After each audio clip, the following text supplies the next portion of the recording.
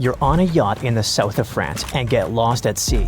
Your phone has no signal and the GPS stops working. There's no way you could swim to safety. Your chances of surviving are pretty much zero. Today's story is kinda like that, but swap the sunny vibes for the Côte d'Azur for the freezing winds of Antarctica. And instead of calm blue waters, picture a sea packed with towering ice as far as you can see. Oh, and forget about phones or GPS. Those didn't even exist back then. So yeah, getting through something like that is basically impossible. But for the crew aboard the Endurance, this wasn't just some what-if scenario. It was real life. And yet, they survived by leaving their ship behind. Fast forward more than 100 years, and scientists finally found their vessel deep in the ocean. Now, new 3D images are helping us bring one of the greatest real-life survival stories to life. Alright, from the top. Back in 1914, the Anglo-Irish explorer Ernest Shackleton pulled together 26 men for the boldest adventure of their lives, to cross Antarctica. We're talking about the toughest places on Earth, a frozen wasteland with brutal winds, long dark nights, and freezing temperatures that can drop below minus 76 degrees Fahrenheit. But for the crew of the Endurance, getting there just sounded like a good time. So, on August 8, 1914, they set sail on their maiden voyage. And by October of that same year, they made it to South Georgia Island. From there, they'd finally head toward their main goal, the Weddell Sea, on the coast of Antarctica. This place is known for its brutal winds, thick sea ice, and freezing waters. Yep, not exactly the coziest place to be. Only 2 days after they left South Georgia, the Endurance ran into a bunch of thick ice, and they started moving super slowly. Thick slabs of ice locked around the ship like a slow, silent trap.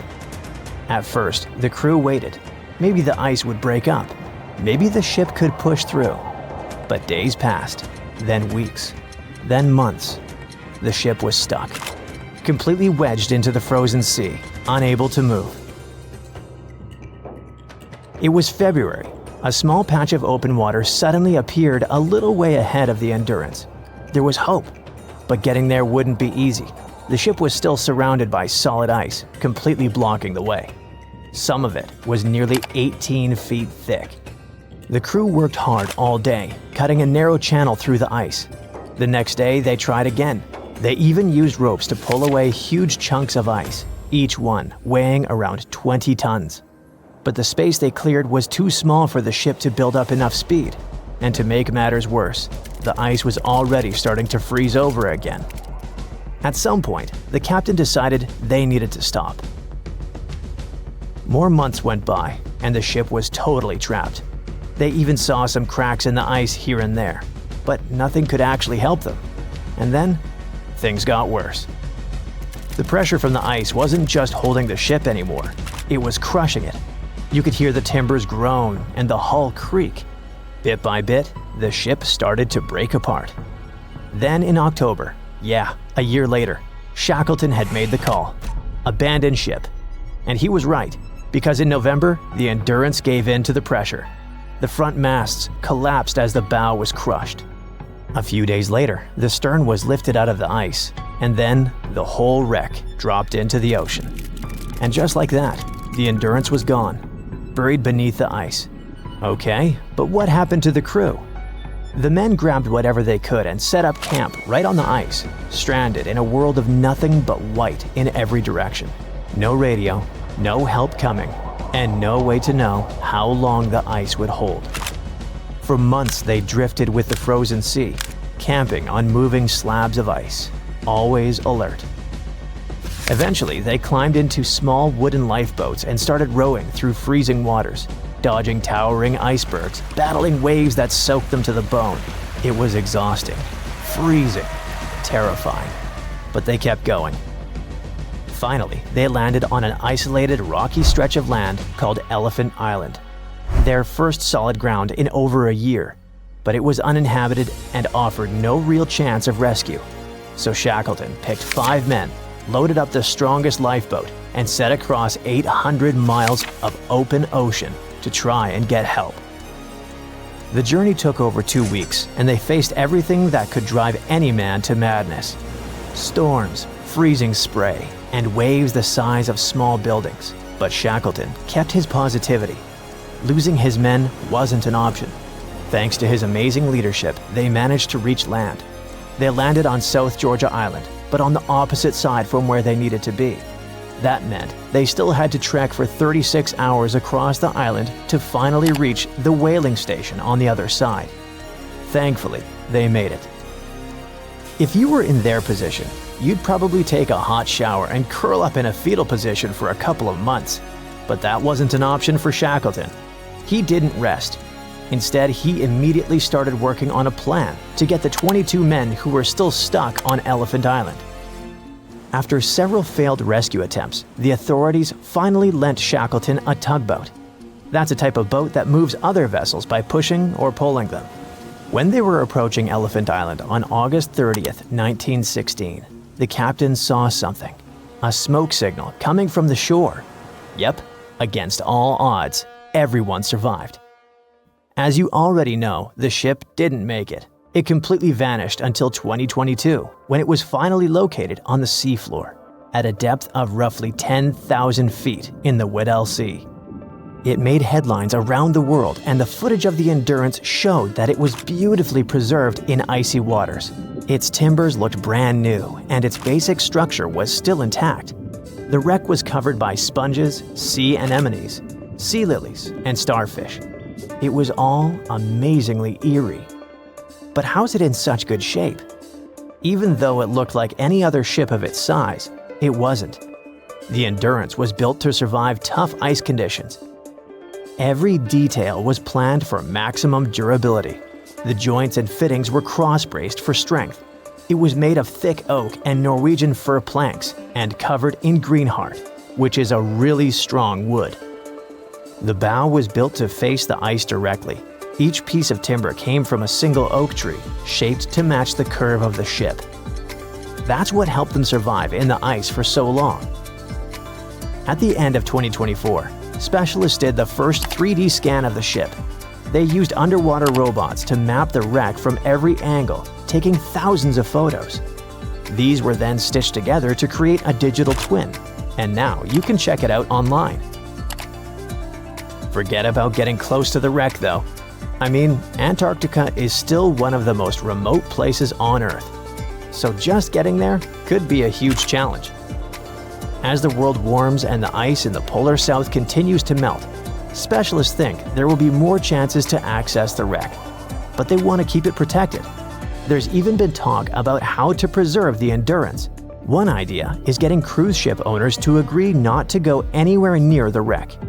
So yeah, it's probably safe to say that people in general will probably never get to visit it up close. At least, not in the near future. Welcome to one of the most mysterious and unexplored places on Earth. But what's so special about that? It's just some icy peaks and the endless snowy expanse of Antarctica. Yeah, that's right, but there's still a planetary scale mystery here. No matter how hard you try, you won't see a hidden mountain range, giant, unexplored land where no human has ever set foot, and it lies under another layer of mountains.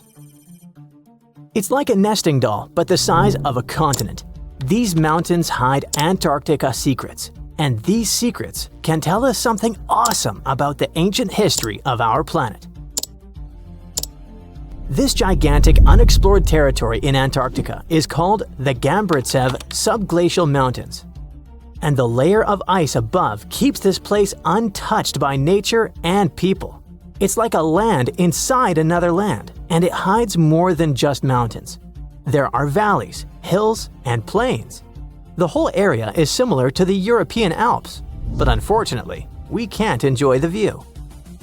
Those mountains were first discovered in 1958 using seismological instruments. More than half a century has passed since then, and this place still remains one of the most poorly studied tectonic objects on Earth. Why? Because it's ice. A lot of ice. Who knows? Maybe there are some unknown ancient artifacts lying there. What if they're hiding a secret city or spaceships? It's unlikely, of course, but it would still be interesting to look there. Think about it. Hundreds or even thousands of miles of land that have remained unchanged for hundreds of millions of years. Even if no new species of animals or remains of an ancient civilization are there, this place still has a history. The history of the formation of continents on our planet. And scientists have already figured out some of this story. The mountains buried in Antarctica were originally like ordinary mountains, but as a result of a planetary scale event, they just… Wait a minute. Have you ever wondered how mountain ranges are formed? We see them in real life, in movies, in photos on the internet. We climb them. But how did they appear? Mountains have not always existed on the planet in this form. They appeared as a result of a large-scale collision of tectonic plates. Two giant solid chunks of ground are moving toward each other, then crash, and boom! Millions of tons of the Earth's crust pile on top of each other, mix, and form ledges and gorges. And all this can last for millions of years. Yes, it's a disaster, but it's very slow. Some tectonic plates are still colliding.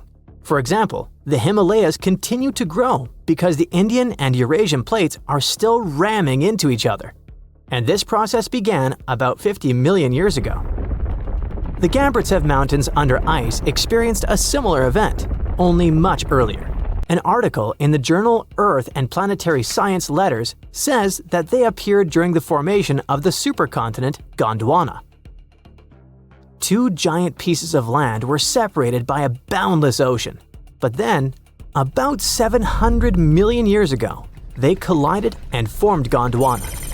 This supercontinent included the territories of modern Africa, South America, Australia, India, and Antarctica. The giant pieces crashed into each other and released a stream of hot, partially molten rock. This mess grew bigger and bigger, forming mountains. The temperature of those mountains grew, their mass increased, and at some point, Gondwana became unstable. The supercontinent began to collapse under its own weight. The hot rocks below the surface began to flow sideways as a result of a process called gravitational spreading. Take toothpaste and start squeezing it out of the tube. Approximately the same thing happened with billions of tons of red-hot rock. Ancient mountains in Antarctica appeared right during this catastrophic event. You've just watched a visual simulation of global events that took place hundreds of millions of years ago. It looks cool, but how did scientists figure it out? How did they see this planetary scale destruction? If the Gambritsev Mountains under ice is one of the most unexplored places in the world, then how could people find out its origin? The answer is simple. Tiny particles of rock have told us about the changing landscape of the planet. These are zircons, but scientists also call them time capsules.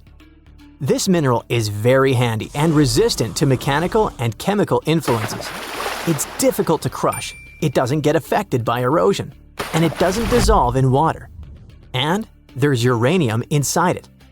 This chemical element shows scientists the age of the rock. The fact is that uranium always decays into lead at the same rate. Scientists look at the ratio of uranium and lead and determine the age of minerals with great accuracy. Okay, this sounds a bit complicated. Here's a simple example. Imagine that each mountain belt is a clock that starts ticking at the moment of its formation.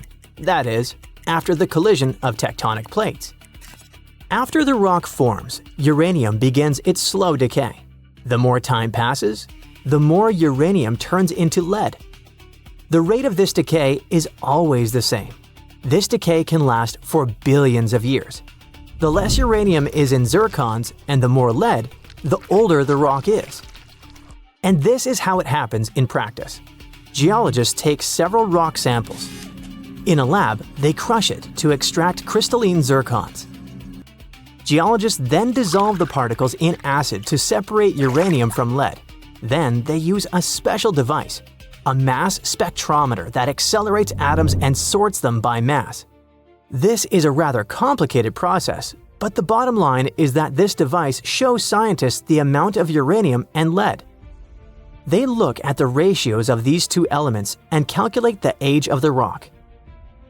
Geologists took zircons from sandstones near the Gambritsev Mountains, studied those particles, looked at the level of uranium, and calculated the chronology of mountain formation. Then they compared the data obtained with the history of our planet and realized that the mountains buried in Antarctica appeared during the formation of the supercontinent Gondwana. But how did they find out that the supercontinent included Australia, India, and Africa? Zirconia from those Antarctic rocks turned out to be very similar to zirconium from those countries.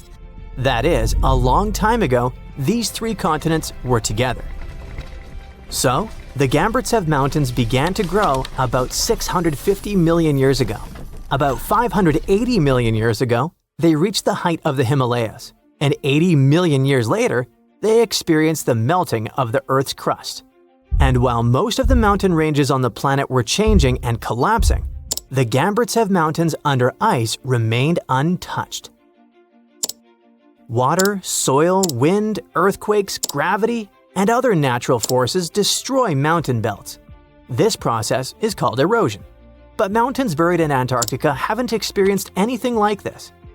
The cold temperature and the ice sheet around them kept this range unchanged. It's one of the best preserved ancient mountain belts on the planet. Okay, but why do we need to explore these mountains? What difference does it make that the supercontinent Gondwana collapsed in the past? It's possible that plants, frozen bodies of insects, or ancient bacteria have remained preserved under thick layers of ice. What about ancient animals? Many species could have lived on Gondwana.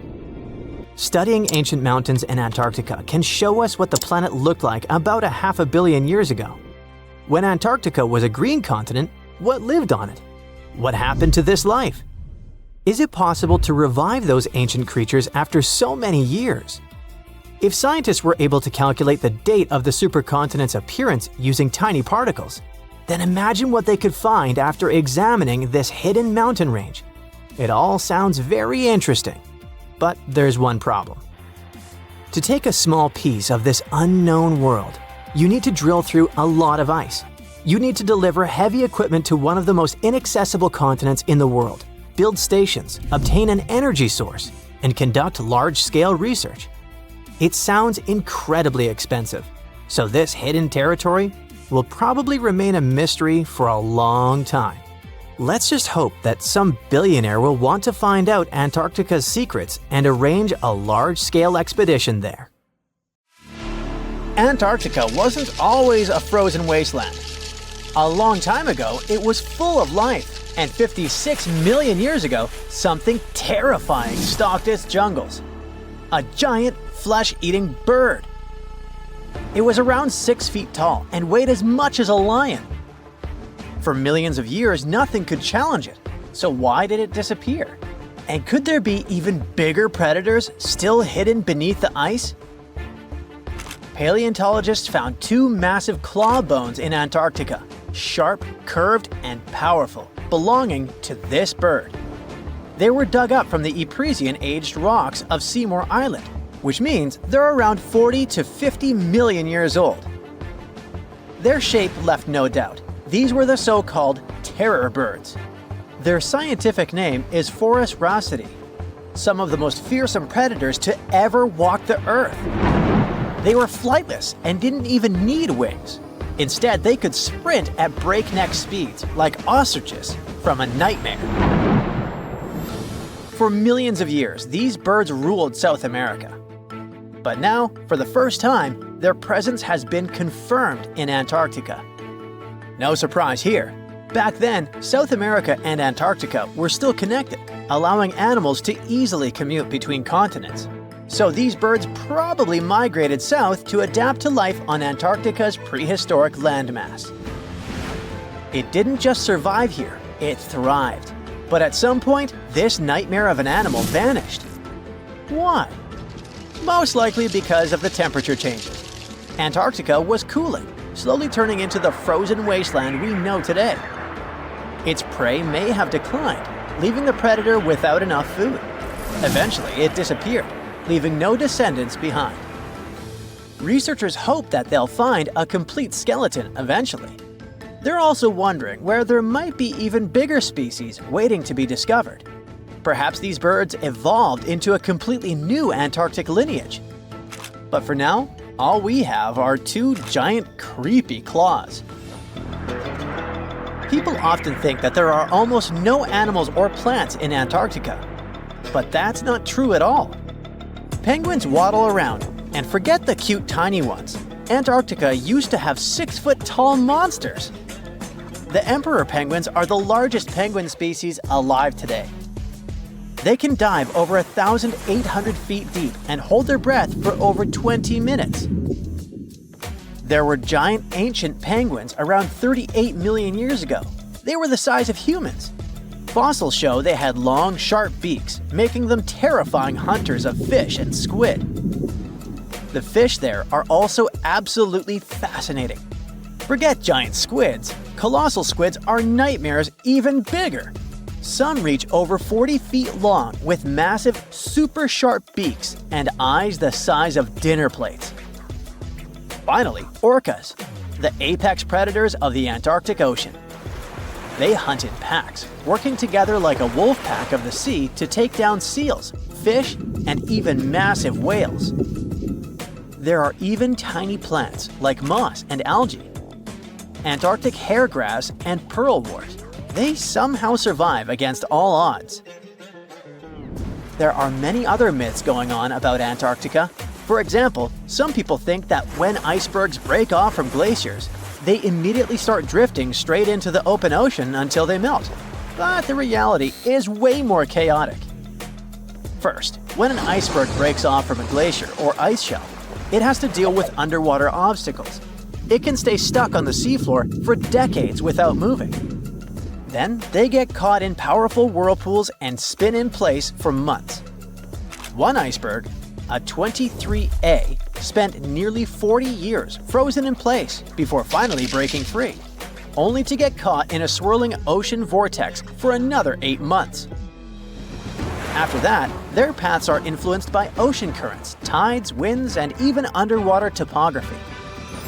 They don't just float freely, their movements are full of literal, unexpected twists. And speaking of glaciers, another strange rumor is that some humans can't travel more than 311 miles inland in Antarctica because of an impassable ice wall, freezing jet fuel, deadly winds, and no oxygen. But this is completely false. Antarctica has been explored by planes, vehicles, and even scientists on foot. There's an entire research station sitting at the South Pole. People live there all year long. The ice wall is real, a massive ice cliff rising above the ocean. But that isn't some secret barrier, it's an ice shelf. These are thick slabs of ice that form when glaciers slowly flow off the land and spread over the ocean. Almost 3/4 of Antarctica's coastline is made up of them, but they don't form some giant ring around the world. Antarctica is one of the most extreme places on Earth, but we've conquered its challenges and we keep learning more about it every year. That's why every year, millions of dollars are poured into keeping research stations running, protecting wildlife, and making sure the people who live there have everything they need. But where does all this money go? Well, Antarctica stations are basically small cities. There's electricity, heating, water purification, food storage, and medical facilities. The biggest station, McMurdo, is basically a town with over 1,000 people in summer. It has everything from a fire station to a gym. The South Pole Station is super deep inland, so it's one of the hardest places to supply. Getting food and fuel there requires airplanes flying thousands of miles in extreme cold. But the internet loves a good mystery.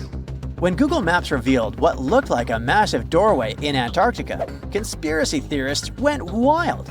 People joked about everything from Bigfoot's vacation home to a secret base, or even a Star Trek spaceship hangar hidden in the ice.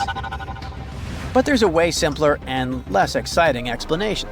It's actually a grounded iceberg, a chunk of ice that got stuck in shallow water and is now slowly melting. As ice moves across the landscape, it flows around bumps and obstacles, creating odd shapes. The process of melting, breaking apart, and refreezing can carve ice into unexpected forms. Antarctica also has incredibly strong downward-blowing winds that sculpt ice into dramatic formations over time. No secret doorway, unfortunately. And speaking of doors, for years, Ushuaia, Argentina, has been called the gateway to Antarctica, the last stop before the icy continent, the place where expeditions begin. But there's another option. Punta Arenas, Chile. Let's compare them. Ushuaia is closer to Antarctica. It's the top departure point for tourists going on cruises. But no regular flights to Antarctica. No major scientific bases operating from here. It's basically controlled by the military, which refuses to allow private flights, only commercially operated ships. Yes, Punta Arenas is further from Antarctica, but 22 countries and global organizations use it as their main base. There are regular flights to Antarctica happening there every year. Private airlines can actually operate here, making it the real air connection to Antarctica. Ushuaia may have the best location physically, but Punta Arenas actually runs the show. Argentina made a huge error in picking its Antarctic airbase. Instead of setting up a simple, accessible base at sea level, they built Marambio Base, very high on rough terrain, completely impossible to reach by land. Everything has to be flown in by helicopter, making operations slow, expensive, and frustrating. For 50 years, Argentina stubbornly stuck to this bad decision, while Chile set up efficient, well-planned bases that the world now uses. If things don't change, Ushuaia will be nothing more than a tourist stop. But what's terrifying is that Antarctica seems to be returning to its past. It's supposed to be the coldest place on Earth, but something shocking happened just recently. For the first time in recorded history, temperatures in Antarctica broke 68 degrees Fahrenheit. This continent is buried under miles of ice. Usually, temperatures there can drop to minus 112 degrees. But in the winter of 2020, scientists recorded an insane 69 degrees on Seymour Island, hotter than many places in Europe at that time. Scientists believe there are several reasons for that. First, there are changes in the way heat moves around the planet's waters. Second, melting permafrost due to the planet warming. It looks like the climate is changing faster than expected.